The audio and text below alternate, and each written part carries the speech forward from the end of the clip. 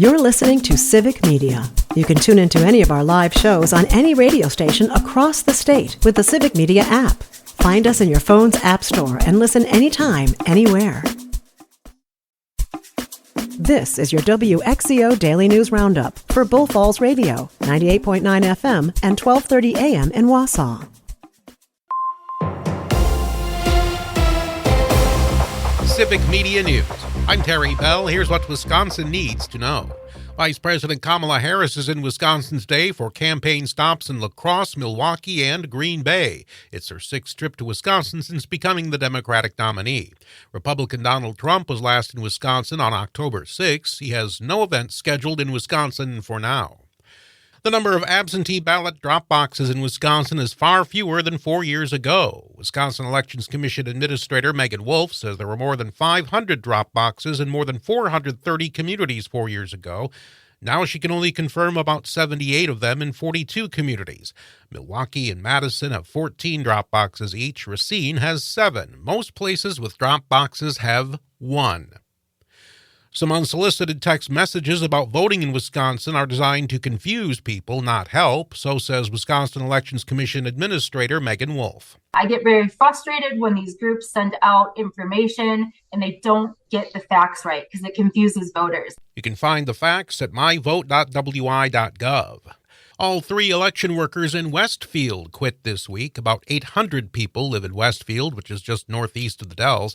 They reportedly quit because of a dispute over a local recall election last month. The resignations come as early in-person voting begins next week. The Marquette County Deputy Clerk will run Westfield's November election. 24 Wisconsin high schools are getting new AEDs. Sudden cardiac arrest is a leading cause of death among young athletes. The WIAA is working with the National Federation of State High School Associations Foundation on the effort. AEDs can greatly increase the chances of survival when they're used right away. Wisconsin's haunted house attractions offer a wide variety of thrills in the second half of October. State Tourism Secretary Ann Sayers says a popular family-friendly draw is Jack-O-Lantern Nights at the zoo in Racine. It's more than 1,000 jack-o'-lanterns. They light up the night through the end of October, and they're intricately carved into cats and scarecrows and other Halloween shapes, and then they line the pathways that just dazzle the visitors. There's more at travelwisconsin.com.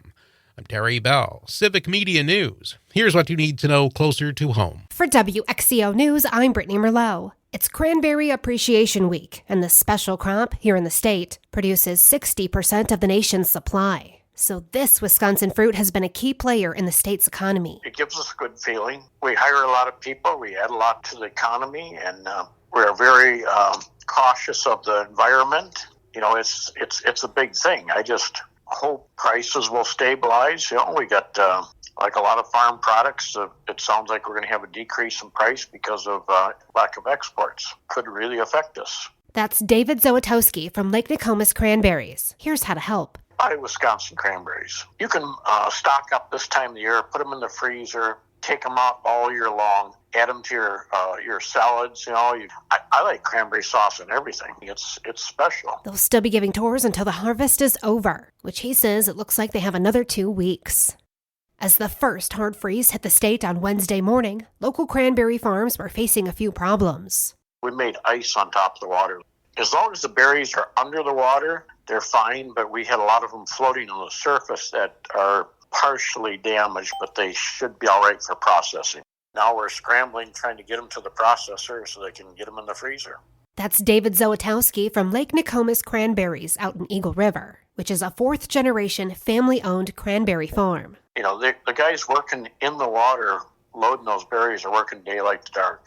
You know, so when you go out there and you got to chip the ice away in your boots and stand in that cold water, you know, we're trying to thaw them with fire hoses, anything, so we can get going, you know, and it can be very hard work.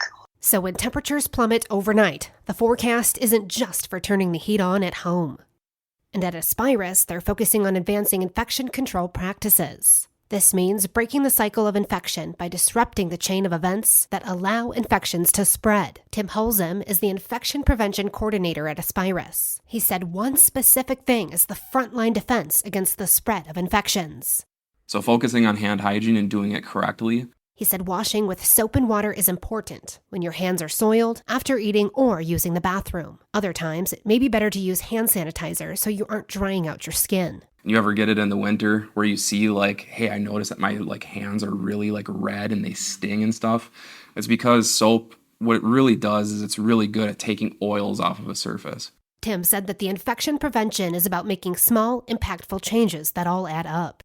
A new Chipotle and potential Chick-fil-A could be getting a new neighbor in Rib Mountain. Called 7 Brew, a drive-through coffee chain is looking at Lilac Avenue by Rib Mountain Drive. With Chipotle still on schedule to be ready by the spring, these other two businesses aren't so concrete. Like Chick-fil-A, 7 Brew has more renderings. So if 7 Brew developers start making decisions sooner, you could be making more coffee runs before any chicken sandwich stops. It's also possible that 7 Brew might have to go through a traffic study like Chipotle and Chick-fil-A did, which could delay the move-in process. The goal for Chipotle is to get footing and foundation done by winter. As for Woodman's and Ross Dress for Less, no opening dates have been set yet either.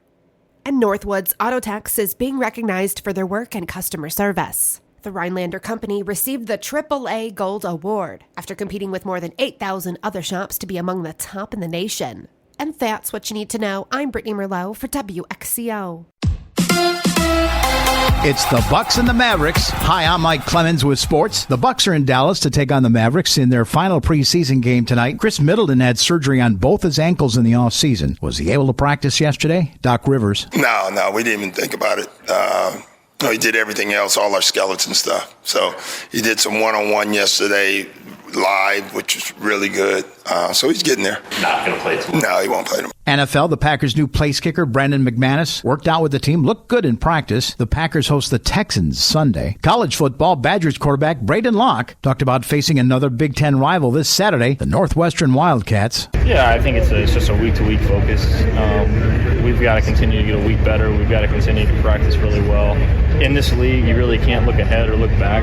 If we've seen many things this college football season, it's that any given Saturday, somebody can beat somebody. So we got to respect our opponent. We got to respect, what they do. And the best way for us to do that is by preparing really well. We've got to go out and play a good game if we want to win on Saturday. That's Wisconsin quarterback Braden Locke. With sports, I'm Mike Clemens.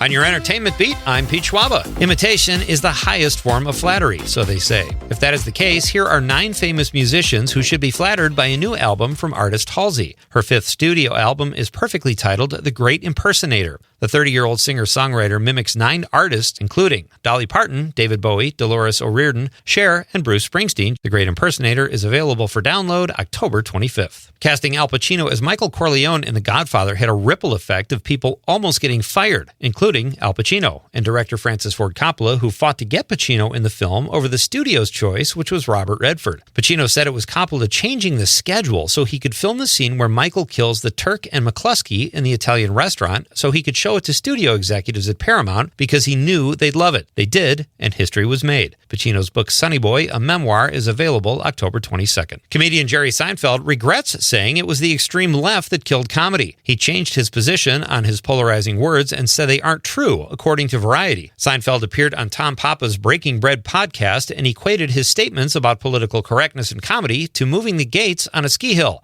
which barely made sense. Speaking of the filthy rich, if you haven't spent all your Christmas money already on autographed Bibles, gold hoop shoes, and cheap watches, Taylor Swift has announced that she will release new products before Black Friday to help people with their Christmas shopping and put a little walking around money in her own pocket. Swift will release an anthology edition of her latest album, Tortured Poets Society, on CD and vinyl, as well as an Eras tour book. The vinyl album will run you $60, but that price includes a 12x12 poster. It may sound tiny, but it's actually the perfect size for any tree fort. Well, if you haven't had enough of the Monster series and the Menendez brothers on Netflix, you might be interested in what's on tap for season 3, especially since it has a Wisconsin connection. Sons of Anarchy's Charlie Hunnam will play Ed Gein. The show has just added a few season pros to surround Hunnam in Laurie Metcalf, Tom Hollander, and Olivia William. Metcalf will play the mother of Ed Gein, Hollander will play Alfred Hitchcock, and Olivia Williams will play Hitchcock's wife Alma. Sounds whimsical. Dog and superhero lovers, have I got a film for you.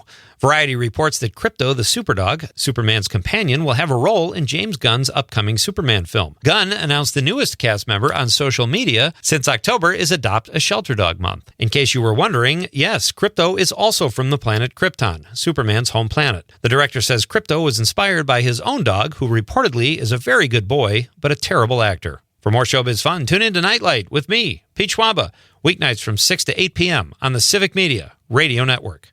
Mostly sunny and breezy today with a high in the low 60s this afternoon. Tonight it'll be clear with a low dropping into the low 40s. Tomorrow, sunshine with a high in the upper 60s. I'm meteorologist Sean Cable. Outside now, it's 33. That's your WXCO Daily News Roundup from Civic Media. Subscribe to this podcast on Spotify, Apple, or wherever you find your podcasts. Find more news at bullfallsradio.com.